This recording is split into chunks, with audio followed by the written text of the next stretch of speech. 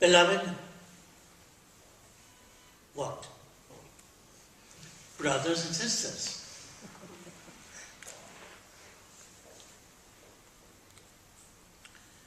What does that mean?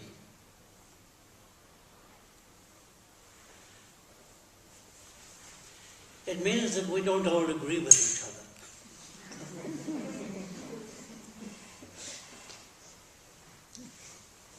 It's healthy in a family. We don't all have to agree. Not agreeing when there's more riches in the thinking. And the good thing about not agreeing is that eventually one does agree at some time or other.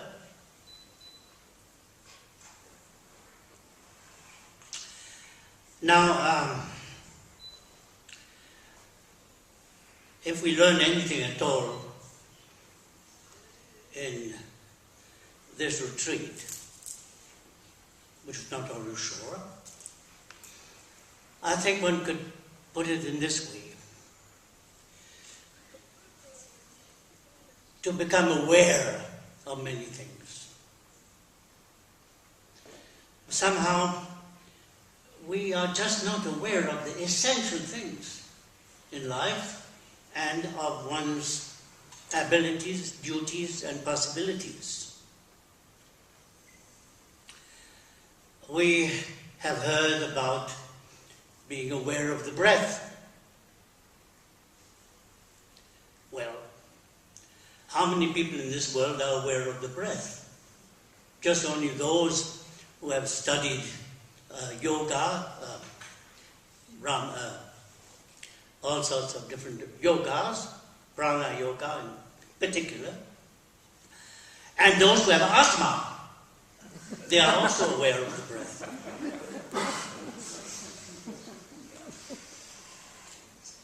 In other words, if one doesn't learn it, if one is not aware of it in the easy way, one does become aware of it in the difficult way. Am I talking loud enough? Yes. We have also given to understand how important it is to be aware of the power that we have in our breath to influence people to think in our way, if we want. Sometimes we do it we're doing it often, and we're quite unconscious of it.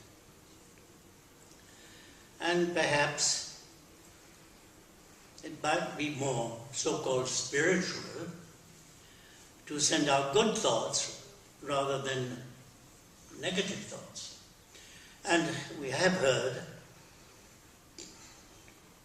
if electricity is so powerful,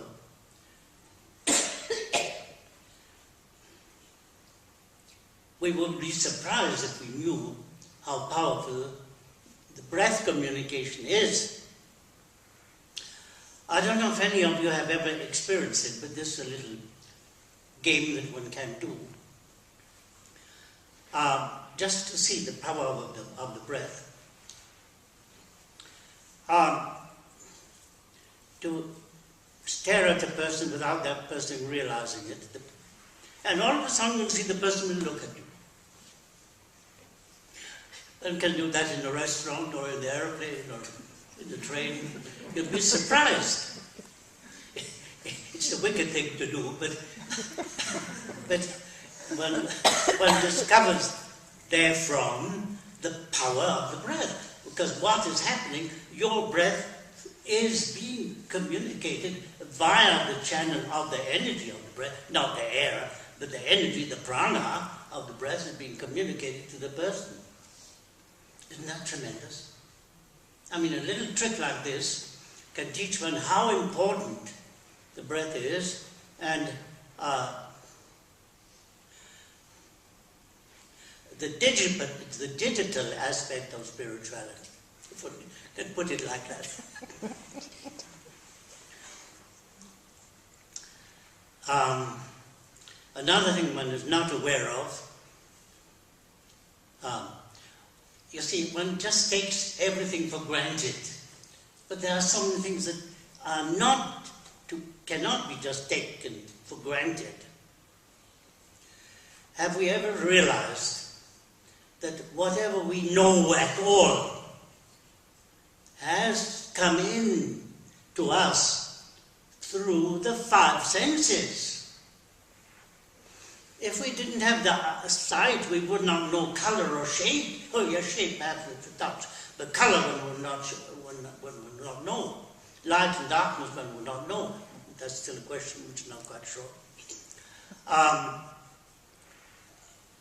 Through the sound, how many things have we learned through the sound? How can one speak without hearing?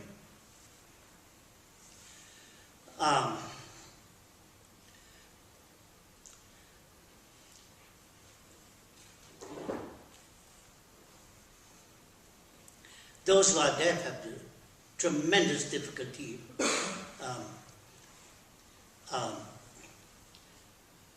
finding the proper volume of the sound, pronunciation. How many things we know only through the touch? How will we know the difference in cold and hot without the sense of touch? I'm saying this because we are not aware of it. We are just not aware of it. We see, we hear, we touch, and all the rest of it, but we never realize that without that we would know nothing at all. Just nothing at all. Now, here, there are two ends to the in French one says, les deux extrémités d'une droite se retrouvent à l'infini, which means the two extremities of a straight line find each other in the infinite. What am I trying to say? All these five senses are channels through which the outer world comes to us. But we've never stopped to think that, in fact, it is the inner world which is focusing outwardly. It's exactly the reverse. We don't think of it. These five senses are just only windows, that's all they are. Open windows. We can close them, but if we close them, the senses do not function. So there is an inner longing to see, to hear, the olfactic longing, the taste, the touch. And what is that longing? What is it? Well, it is the very self itself. In other words, one could perhaps say, in digital terms, that the self is the longing in itself. Funny way of putting it, but it gives sense to what I'm trying to say. If one thinks what I'm saying, makes sense at all.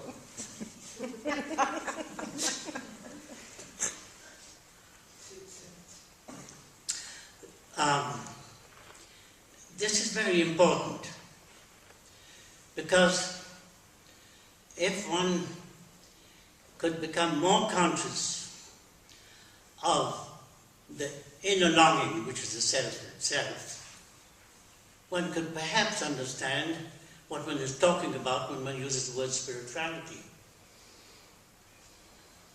You know, it's so easy to talk about spirituality, but what does it mean? One can give many explanations, many terms, many descriptions. Perhaps one of the many could be, one more, consciousness. When I started by saying we are not aware of most of our abilities,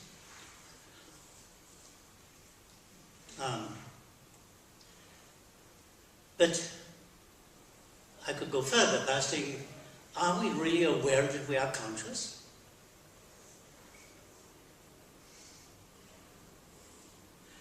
And that awareness can be developed if one wants to, one doesn't have to, if one wants to, by doing very simple practices like that what we are going to do today. Very simple, childish practices. You know, with childish practices, one can discover the greatest truth.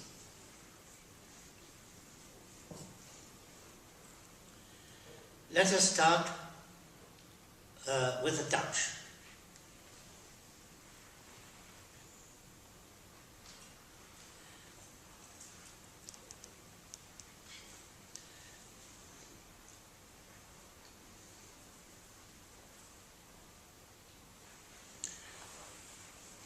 Let us put the hands on the knees like this, open the palms upwards. Let us imagine that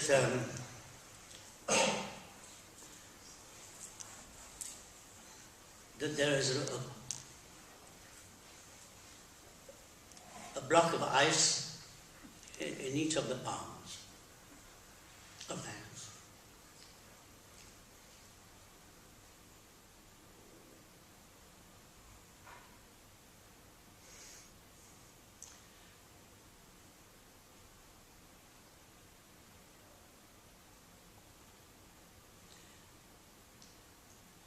I hope that in doing so, you feel the cold.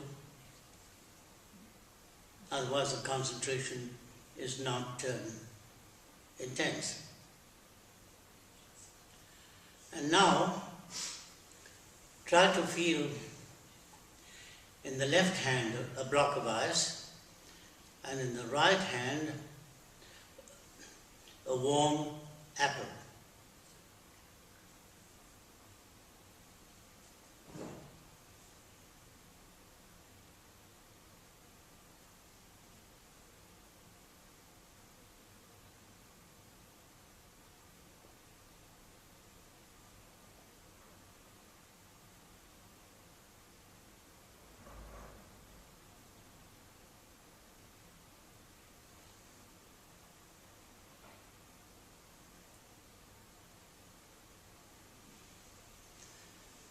And now, leave the apple, delete the apple and delete the block of ice, and try to feel in the one hand the cold and in the other hand the warm.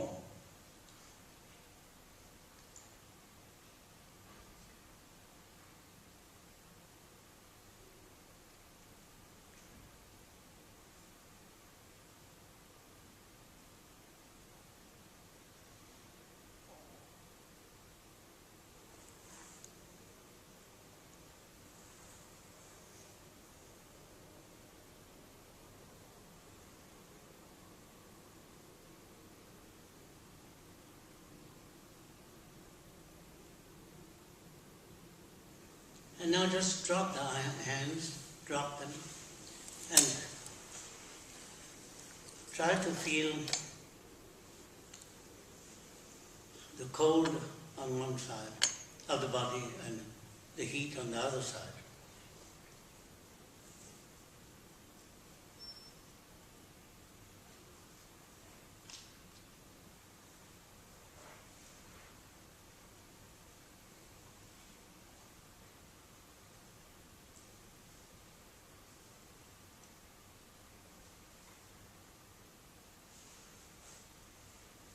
And now you discover you didn't need the block of ice to feel the cold, and you didn't need the warm apple. All you needed was the longing to feel the cold or the longing to feel the warmth.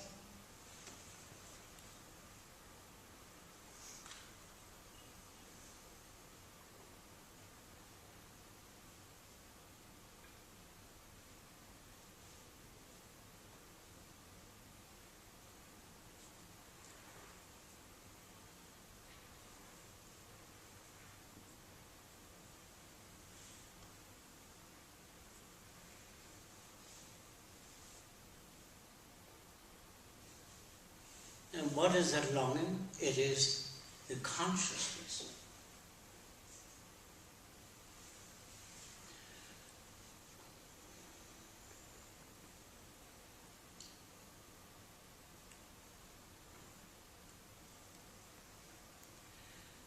Let us now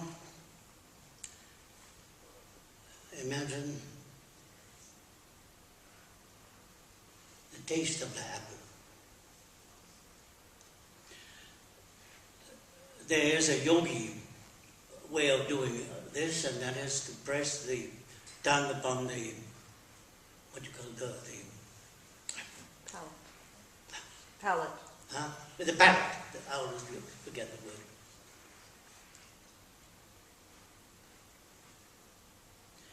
We try to taste the apple taste between the tongue and the palate.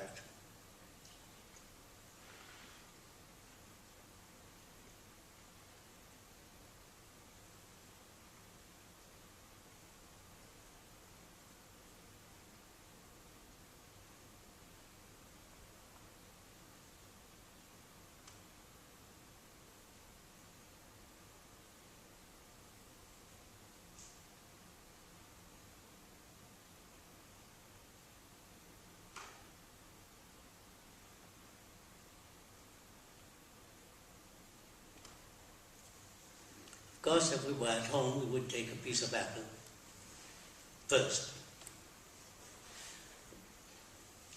And now, leave the apple and try to retrace the taste of the apple without having it in the mouth.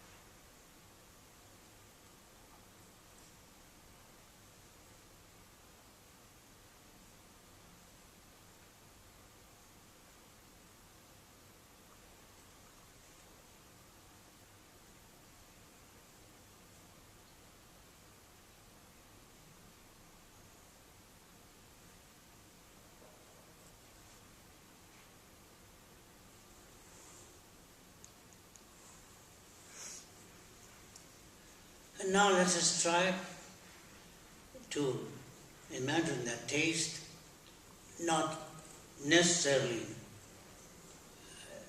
within the mouth, but just all-pervading.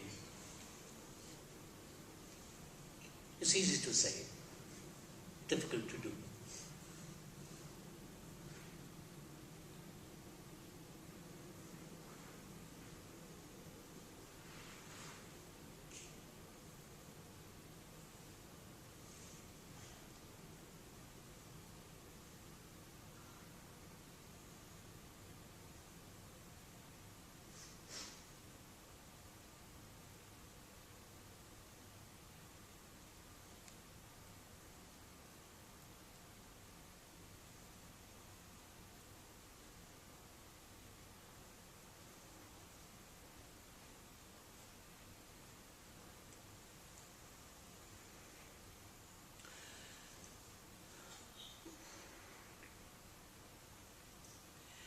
We don't have a rose in front of us, but we can do this at home.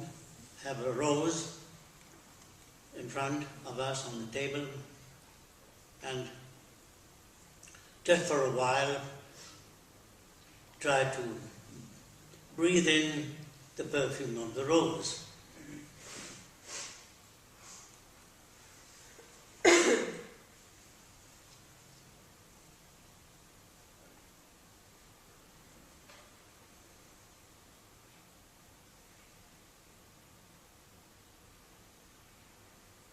And of course, that olfactic experience is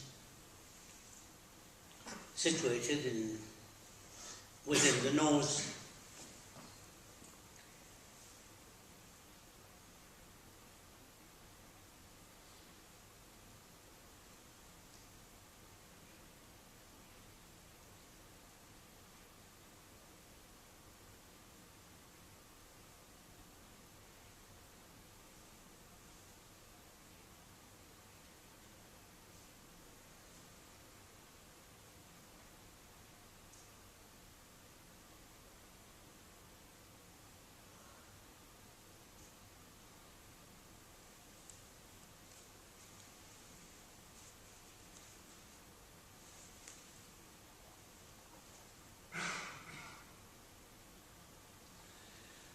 And now we just forget about the rose, and the inner longing is for that perfume of the rose, to smell it as being an all-pervading perfume. The whole room is perfumed by the perfume of the rose.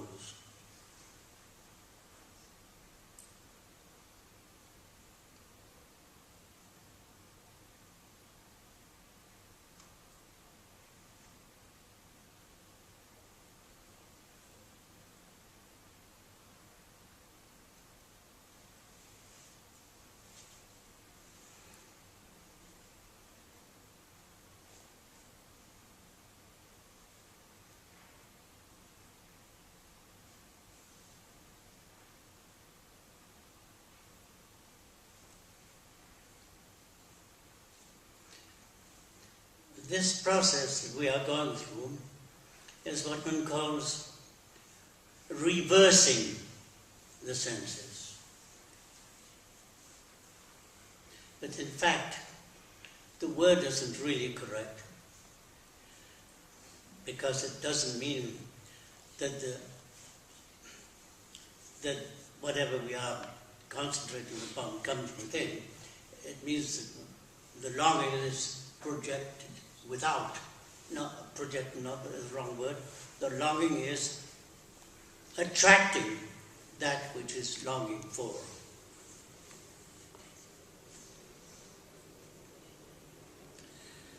And now, coming to the light, the sight. Well, the sight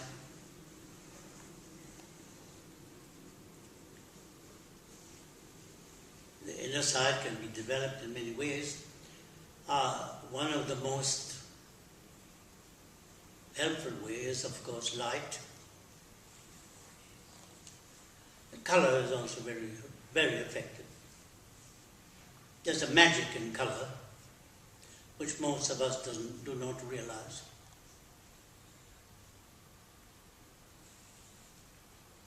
And what is color? The colors are different manifestations of light, different degrees of the vibration of light. The same thing with sound.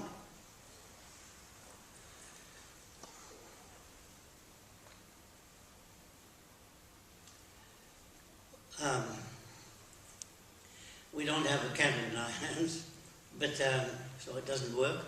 But we can do that at home, to hold a candle or have a candle in front of us. It's safer to have the candle on the table. I'm sorry, I gave wrong advice. No, not in the hands. And look at the candle, light.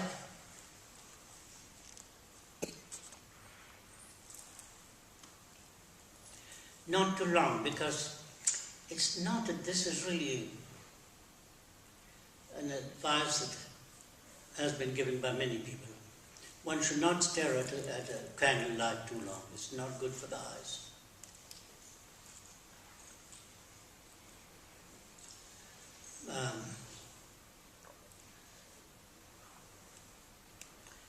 So we're staring at this candle light.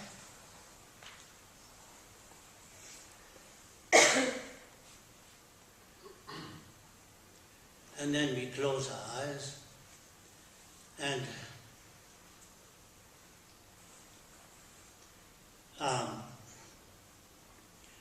try to see that that simple light is in fact illuminating the whole room. With two types of light, the one that is really the candle light, and the other is what the longing is longing for, the inner longing. It is longing to lose itself in the all-pervading light.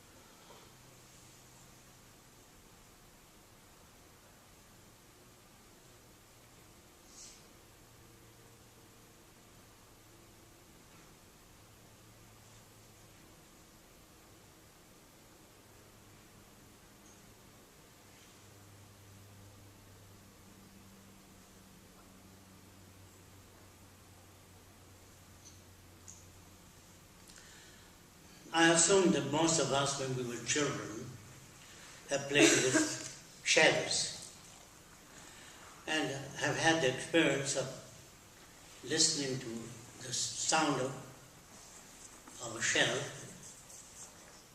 and being so amazed in hearing a sound. Of course, children wonder, what is that sound? What is it?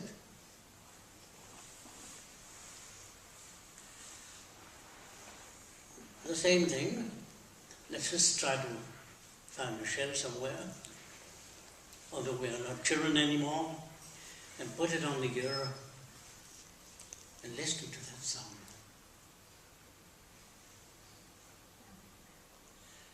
And then putting it aside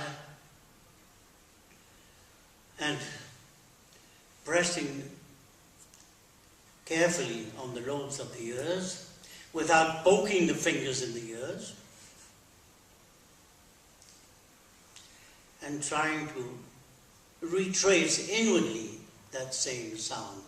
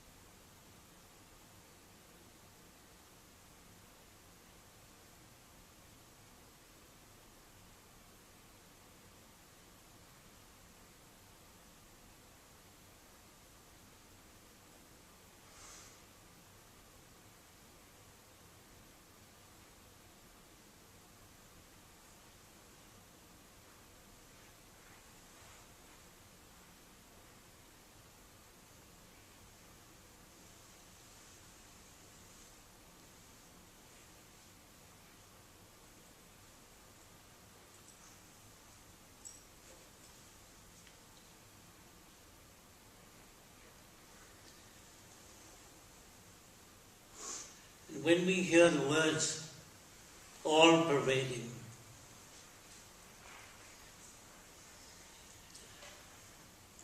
perhaps when doing this practice, we become aware of an all-pervading sound, an all-pervading light, an all-pervading perfume, an all-pervading divine taste, whatever one can make out of it.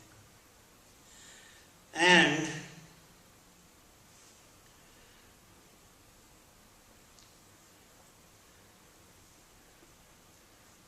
the all-pervading caress.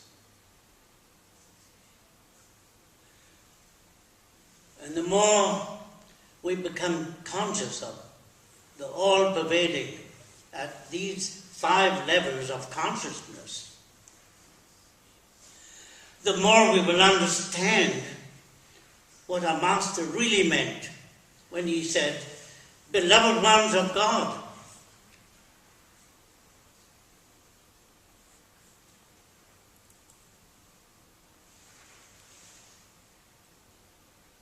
Isn't that the definition of spirituality?